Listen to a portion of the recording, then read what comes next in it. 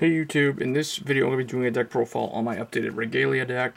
So Regalia got a new grade 4 stride unit, in addition to the one they already have, that being Demeter, from a while back now, and then they did get a new grade 3 and a new grade 1 common.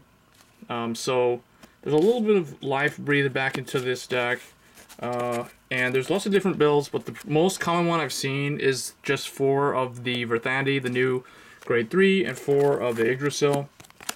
So I decided to be different because Yggdrasil, in my opinion, was kind of boring. So as you can tell from the playmat, you probably know which the other grade 3 is. So I decided to go with a rush-focused build that could... Basically, the deck is live if the opponent is not... But basically, if you went first, you can win without having to worry about them getting the first stride. So 3 Minerva and 4 Verthandi. If you ride Minerva, it's nothing out of the world because there's new support to the deck that helps it do really well. And then I am running the 1 Angelica. So the 1 Angelica is in here not to ride Angelica, but to soul charge this or get this into the soul somehow. Whether you use this as stride fodder, and then you can use your various cards to put it in the soul. So if Minerva's the Vanguard, then Minerva becomes cross-ridden. Very similar to my Lucia, my Pale Moon, Silverthorn deck. I do like the cross-ride still. I found it to be pretty good, considering there's so many grade 2s out there in the current meta that poke for 11k. That's really just annoying. So the 13k base is still kind of viable, but it's a little bit slow. It's hard to set up. Especially with only 1 Angelica. Maybe if I was doing 2 and 2 would be better, but at that point it's probably worth running just Yggdrasil for the guard restriction and the Legion. But one thing I do want to point out is that the nice thing about Minerva rather than Yggdrasil is it makes the opponent think twice. They have to guard twice, basically, or potentially. But on top of that, Minerva works really well with the stride unit in the sense that the stride unit... The Stride Regalia, Soul Blast is 6. So this, with Yggdrasil, requires a little bit more setup and a little bit more paying attention to your soul compared to running with Minerva, because typically she only Soul Blasts 3, that thing's Soul Blasting 6, so you don't have to worry too much. With Yggdrasil, you kind of want to Legion as early as you can, so you can get the full benefit of Demeter to Soul Charge 6, but you know, it's a different story. So there's 2 different builds, basically. There's the one with Yggdrasil, and there's the one with the cross-break ride play. But moving back to Verthandi, Verthandi is very good because she's not limit break restricted, or GB restricted for that matter. And she does have an on-stride skill for the Regalia-based stride units. So works very well with the new grade 4 Regalia, which kind of looks like it's Minerva gone demon-possessed or something. But... yeah, so that's my grade 3 lineup. The 1 Angelica is in there. For grade 2s, I went with 3 Midday Regalia Hemera. A lot of people run 4. I used to run 4. I've run 4 for so long now until recently. Mainly because I don't need to run 4 because of the stride and because of all the mass soul charging, rapid soul charging with Demeter and things of that nature. So her at 3 is good enough, I feel. If you want to be safe, you can run 4. Next we've got 3 Norn. So Norn is in here at 3 because she makes everything that's Regalia better.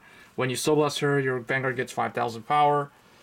So there's no reason not to run Norn. Next, this is probably a surprise to people. I am running 3 Regalia of Beauty Venus. So this is the 10k vanilla.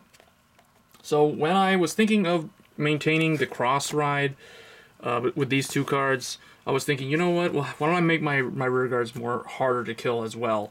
So the fact that most of those 11k attackers are only 11k when they attack a Vanguard means that they're only 9k if they try to attack a rear guard. So yeah, 10k defense, really good. Turn 2 ride, really good. Annoying grade 2 rear guard that the opponent struggles to get rid of. The other thing too is the main reason is that with Verthandi, her on-stride skill makes it so that only the units in the front row with Regalia in the name get the 1,000 power. So if you're Soul Blasting 6, or if you're Soul Charging 6 with Demeter, for instance, then this thing becomes 16 without a booster. So that hits the right number. Jupiter wouldn't get anything, and Jupiter is only 12k. Jupiter is a 12k for the Regalia, but it doesn't have Regalia in the name, so I didn't want to run it. So I decided, instead of going with offense, I went with the defense. I'll let the offense be Earth's critical pressure and Minerva's restanding power. And then the only other grade 2 I'm running is the 2 Hesperis. So this is a promo card, but it's really good in Regalia. So basically, when it's Soul Blasted, just like Norn, what happens is the Vanguard gets the ability to choose one of your opponent's rear guards and retire it when it hits. So it gives that extra on-hit pressure. The deck doesn't have the guard restriction like Yggdrasil, but I decided, you know what, let's just give it more potency. And Hesperis in here, restanding with Minerva and being able to cycle this in to the soul relatively easily is very nice. So I really like the grade 2 lineup in here. For grade 1s, there's only 2 cards. There's only a total of 8 cards total in the deck that are not Regalia. This is one of them. So for Kushinada, there's no Legions. There's no reason to run the Regalia Quintet Wall. You're going to be cycling stuff back into the soul very rapidly. You're going to be cycling things into the deck very rapidly on the end phase of your turn.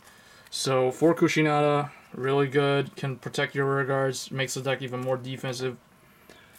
Next, for Regalia of Reflection Mirror Angel. So I'm running the Limit Break Enabler in here so that I can potentially restand as early as the turn I ride into grade 3.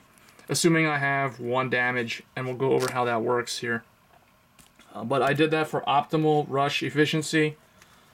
It has Regalia in the name. If you weren't going to run the break ride and the limit break, the restanding, if you were going to go with Yggdrasil, then you would replace this card with that Regalia Angel that I believe it has the Soul Blast 3, gives the Vanguard Soul Blast 3 on hit to draw cards. So that would be the alternate that I'd run instead of this. Next, I'm running 3 of the new common that they got. Next Era, Regalia, Skuld. So this is the card that does prevent deck out for this clan, or for this sub-clan. Basically what happens is at the end of the turn, the rear guard effect is, if you have a Vanguard with Regalia, you can take 3 normal units with Regalia in the name and put them on the bottom of the deck.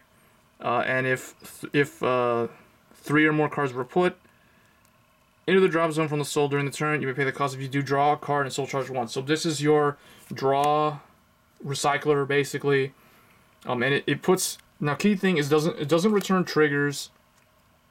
So that's why I felt like having the restand to try to push as much as I can, or try to like use this to force all their perfect guards out of their hand, and you know, just do that, maintain advantage, and then this would be the drawing. This is kind of like, this is the card that recovers your hand from having to drop 3 for that restand play, and it prevents the deck out, so you don't have to run that stand trigger thing in here. And then 3 Exorcism Regalia Shiny Angel. It does the same thing that Hemera does, but it's pretty essential to the deck. You can use it early if they blow up your starter or whatever. For the trigger lineup, 4 of the Regalia stand, because again it works super good with Earth and Minerva on the restand. It's really good. For Kukurihime, this is the only, besides Kushinada, this is the only other non-Regalia in the deck. And it has your Flame of Victory effect, and then 4 of the Regalia critical, and 4 of the Regalia heal. And the starter is Amenohoakari, because she is the best starter. She doesn't die or anything. Well, I mean, the opponent has to kill her with a retire effect, basically. But she stays on the field behind your Vanguard the whole game. And when she boosts a grade 3, you may soul charge 1. So a key thing is it must be grade 3. You cannot soul charge when you're boosting a grade 4.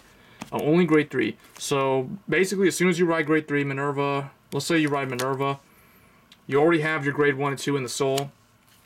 So when you boost with her, if you've got the Limit Break Enabler, this is why the Limit Break Enabler is so important, because of the starter. If you've got the Limit Break Enabler on the field, you got Limit Break, and let's say you've got like 1 damage, obviously, because you didn't block the opponent like the first 2 turns or whatever. So then you attack, soul charge 1, there goes your 3rd soul. So now you can restand, and then she'll get the 5k, and blah, blah, blah. So that's basically why I have this card set up like that. I have 4 copies. For the Stride deck, it is 1 Demeter. This is your first Stride. In almost every game, you first Stride this to get that Soul Charge 3 for free. And then you start Soul Charging this to make them give up those Perfect Guards. So basically what this does is when you Stride this on a Regalia, and it's really nice to Stride it on Verthandi, because with Verthandi's skill, your front row will get 1,000 when you're Soul Charging. But if not, it doesn't really matter. Basically what it does is when you Stride her, you take all the Regalias from your drop zone and you put them in the Soul. So she can mass Soul Charge. So you always want to Stride Demeter first, because Demeter is your second Regalia face up. So you Stride her, she flips a copy of herself up. So now you've got 2 Regalia in the G zone. So she can get her Soul Blast 6 on main phase to get 10,000 in a critical. It's worth noting that, that you have Soul Blast 6, so that's why I felt like it's kind of weird using this with Yggdrasil, but, I mean, it does work. So we run 4 of it, so you can Stride it enough times. 2 times, basically, so there's 3 strides in a row right there. If you don't need to use that, if you feel like you want to stride something else, you can go into Vanguard. He's relatively good as well. He's a good backup. You can set up your, your triple drive. And then Doombrace Angel is also relatively good backup stride unit as well. 1 tire. He isn't really all that needed because of Demeter, but there are situations where he could be useful. And then the 1 Fenrir, he's not really all that useful in here compared to your Earth and stuff, because that's not how the deck flows. It doesn't really work this way. Also, since there's no Revelation cards, his GB2 skill doesn't really do anything at all. But yeah, one of him. It's better running him than running Dion.